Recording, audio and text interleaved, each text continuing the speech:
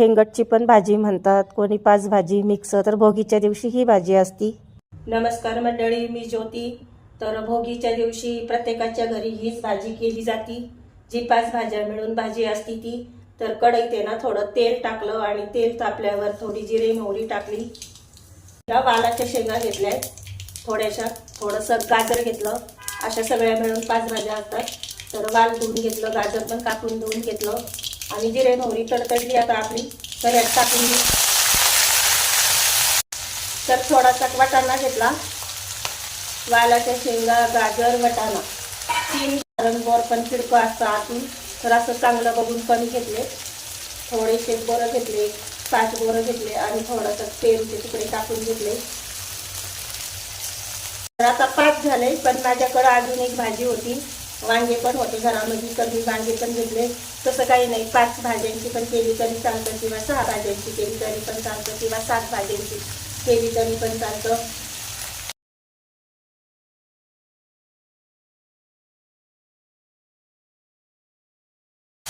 थोडं 2 मिनिटं परतू देते। तर ह्यात ना चवीपुरतं मीठ टाकलं, अद्रक लसूणची पेस्ट टाकली, त्यानंतर टोमॅटो टाकला, म्हणजे ही पण एक भाजीच आहे। तर 7 भाज्या झाल्या आपल्या।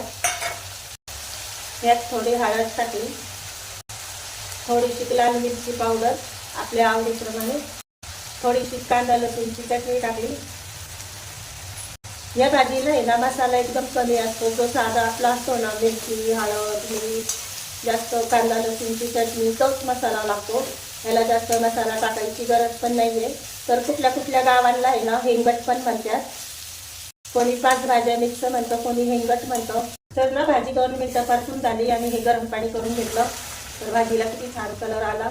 जितका आपल्याला रसा कमी जास्त करायचा ना, तितकं पाणी टाकून घ्यायचं, कारण पाण्यात अजून 2 मिनिटं शिजवायचे।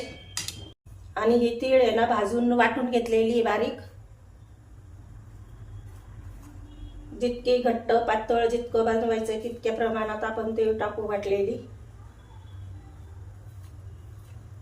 तर इतकी बास होती। आता इतकी पातळ आहे, पण काय होईल, शिजल्यानंतर थोडीशी घट्ट होईल। आणि ही भाजी आहे ना पातळच असती, बाजरीच्या भाकरी बरोबर खातात हिला, तर बाजरीची भाकर पण करतात तीळ लावून। तर मंडळी ह्याला आहे ना 2-3 मिनिटं मी झाकण लावून ठेवलं होतं, अर्ध झाकण लावून ठेवलं होतं। तर भाजी अशी छान उकळती आणि शिजली पण। आणि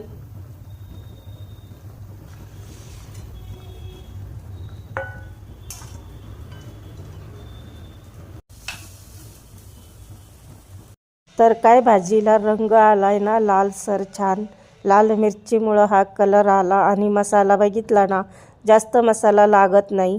तर कोणी खेंगटची पण भाजी म्हणतात, कोणी पाच भाजी मिक्स, तर भोगीच्या दिवशी ही भाजी असती।